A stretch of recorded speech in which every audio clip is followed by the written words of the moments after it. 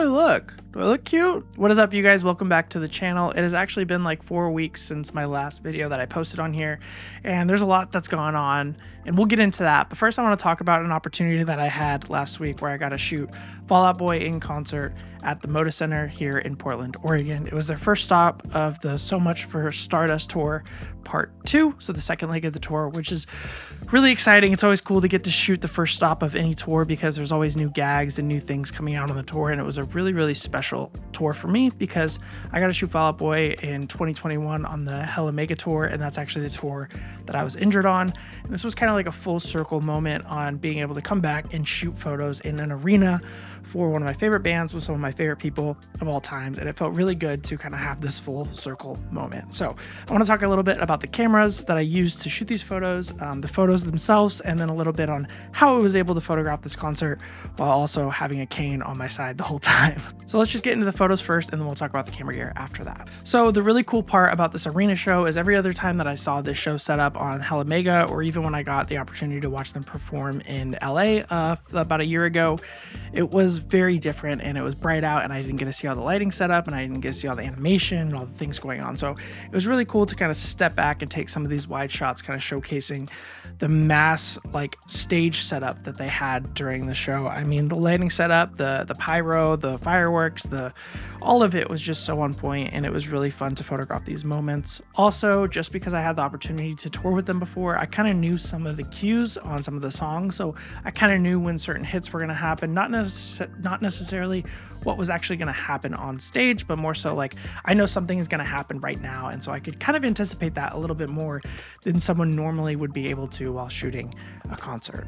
This photo is really cool. This is Joe. He's the guitar player for the band, and I love the way that the pyro is just shooting up right behind him. I think it's pretty spectacular to be able to capture a frame in this split second of a moment and have it be as sharp as these photos came out. So if you've ever been to a Fall Out Boy show recently, you know that Pete has this crazy bass that literally has a flamethrower built into it, which, I mean, why not put a flamethrower on a bass? That's just so rad, and it definitely shoots fire very far, a lot further than you would anticipate it, and it's one of my favorite things to photograph during the show. Pete's also very aware as to when this should be going off and like at what moments he's going to be like firing the pyro. So there's all these different cues, and this thing shoots far. Just so we can kind of understand how these photos turn out the way they did, I want to talk about the camera that I used, and that was the Sony A1, mostly with the 70 to 200 millimeter gmaster lens, and that essentially gives me the ability to zoom in and get super tight, but then also on top of that I can crop in with the Sony A1's raw files are just absolutely incredible. So here's a photo of these flames coming off of Pete's bass at normal crop, and then here's 3000% cropped in, and you can see the detail that is still retained in these photos. It's actually insane that you're able to retain that much data in the Sony A1 file, as well with how sharp these lenses are. It's just like there's separation between the front flames and the back flames, and you can see the detail, the gas coming out of the base. Like it's pretty crazy that you're able to capture that much detail with the Sony A1. So moving on, this is a photo of Joe's guitar, and Joe has they all have really cool collections of basses and guitars and drums, and I just want to say that this guitar reminded me kind of my obsession with cameras. I mean, it looks like to be a Japanese guitar, and I don't know much about guitars, but I do know that Joe loves cameras, and camera people love Japanese brands. And so I have a hunch that this camera has a very special Japanese brand or something like that, but the etching on it is just absolutely spectacular, and it was really fun to kind of zoom in and shoot some of these tighter frames, because a lot of the times you're trying to get these wide epic madness, and I think within concert photography you miss a lot of opportunities to get some of those close-up detail shots that really kind of like add to the aesthetic of the entire thing. Pete also had this crazy bass that is basically a snow globe, so when he lifted this, all that white dust would kind of fly around within his bass, and I didn't actually notice it until I got home and started watching back some of the photos and being like, yo, that's an actual snow globe inside of a bass, which is, I've never seen that before. So we have a snow globe bass, we have a flamethrower bass, and we have a beautiful etched guitar from Japan. This is Andy. Andy is the drum player for Fall Out Boy, and I really love this photo. The set kind of like comes down over the top of him, and you got this kind of like epic overview lights flashing down at him, and I just kind of snapped this one at while that was going on. Also, you have to try to do some of the popular camera drag stuff nowadays. So this was my attempt at doing some camera drag. It really just kind of almost looks more of like a light painting than like anything in particular. I have to say that I don't love these. These feel a little too blurry and a little too shutter draggy, but I do think that it's a cool to implement this type of photography when you're out taking live photos, or really any type of photo for that matter. It's just like another asset that you can kind of deliver on your end of being like a concert photographer or a portrait photographer or whatever it is. You can kind of be like, yeah, we can get these tights, we can get these wides, we can get these portraits. We can also do this cool shutter drag thing to maybe add motion to the photos. It's just kind of another selling point within the world of photography. So I thought that was really cool. Here's another wide showcasing the stage. I mean, the stage is beautiful. It's just like this really cool animatronic whole thing. And the person that actually designed the stage, I didn't get his name, but he was at the show for the first one. And it was really cool to be able to kind of sit up front of house and watch him watch his creation come to life, because that's a really special feeling. I mean, it has to be to design a whole stage setup and see it tour, and then to get to go to the first show and like watch this whole thing come to life. So that was cool to see him kind of like in awe at his own creation. I think that's a really special moment.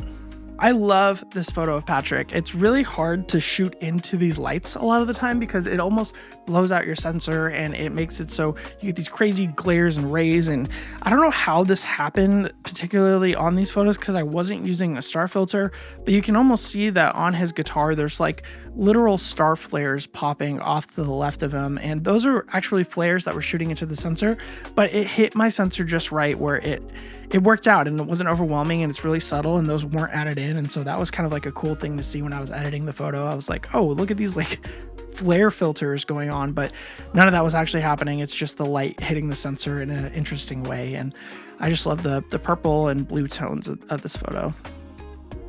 This is Elliot. Elliot is the tour photographer for the rest of the tour. He has done Fall Out Boy for probably the past 6-7 years. He is an incredible photographer and someone that I look up to tremendously, as like having a really, really creative eye and look. His edits are very like different, and I don't know, his photos stand out. When you see the photo, you're like, oh, that's Elliot's photo. So if you guys have not, his page is linked down below. Be sure to go follow him, and Fall Out Boy as well. They'll be linked down below. So there is a B stage gag, and I'm not going to give too much away. I want to share like a lot of these photos, but I feel like I'd be kind of cheating the system. I did share this one to my page, and so you can kind of get an idea of what's going on here, but I don't want to be the one to kind of spoil what happens when this B stage comes out. But I love this photo because it really reminded me of Frank Ocean's tour a long time ago when he had those over the ears speakers. Pete has to wear those because he goes out into the crowd and the RF signals get all crazy. So he has these these headphones over his ears to be able to block out a lot of the sound while he's out there, because the rebound is so crazy. I don't know if you guys have ever played instruments or listened to instruments inside of a big building like that without a crowd. They're like bouncing off all the walls and making all these crazy sounds. So he has to wear those to be able to kind of hear what he's doing out there. And I have to say, if you haven't been to one of these shows, you should go, because the B stage and some of the tricks that they are able to pull are really, really cool for a live show. So yeah, that's kind of it. All these photos were shot on the Sony A1 24-70 and 70-200. And how was I able to shoot this show? Well, as you know, I just had surgery about 4 weeks ago. So that's what I've been up to. That's kind of why there's been a delay on all of these photos. But something cool about the surgery is that it has taken out some of the metal in my right femur. So I have less metal than I did before, which is nice, and it's healing pretty good. So cross my fingers, hopefully everything's coming together nice. But it made me allowed to just take a cane to the arena, and I took my wander bag, and my wander bag has this kind of like slot on the side of it that I was kind of like able to have my cane and then like lock it in to my wander bag so that I could kind of like use my camera with one hand while my cane was still attached to me. And so I could pop my cane back out and use my cane to get around, and then I would put my cane on and then I would take some photos. It's definitely not the quickest, and it's definitely not the most ideal situation, but I kind of made do with what I had and was able to do. So I was taking a lot of breaks, I was sitting down, and then I would kind of like anticipate a moment in a song or like a specific song that I wanted to photograph, and then I would get up, move around a little bit, and then go and sit back down after I shot some photos. But I will say I was in a lot of pain the next day. But it was worth it, and it made me remember why I love live music so much. I mean, I was sitting there photographing the show, getting chills. My fiance always talks about how I like love the loud bass. She always catches me like turning on my bass in my office or in the car, and like I like that feeling of being like in the moment, just like so much energy being pushed into like the crowd and your body, and it's like very, very overstimulating. But I love that overstimulation. I think that's part of the ADD OCD that I have inside of me. But it was really spectacular to get out and shoot some stuff, and I really, really enjoyed being out there. Also the crew, the whole band, the whole team, everyone, thank you so much for being so supportive and so sweet and so kind and caring. It's been really cool to kind of be able to have this moment come full circle for me.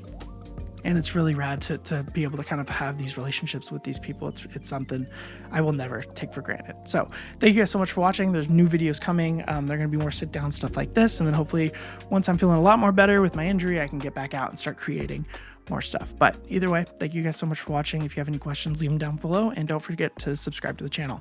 I will see you in the next video. Bye.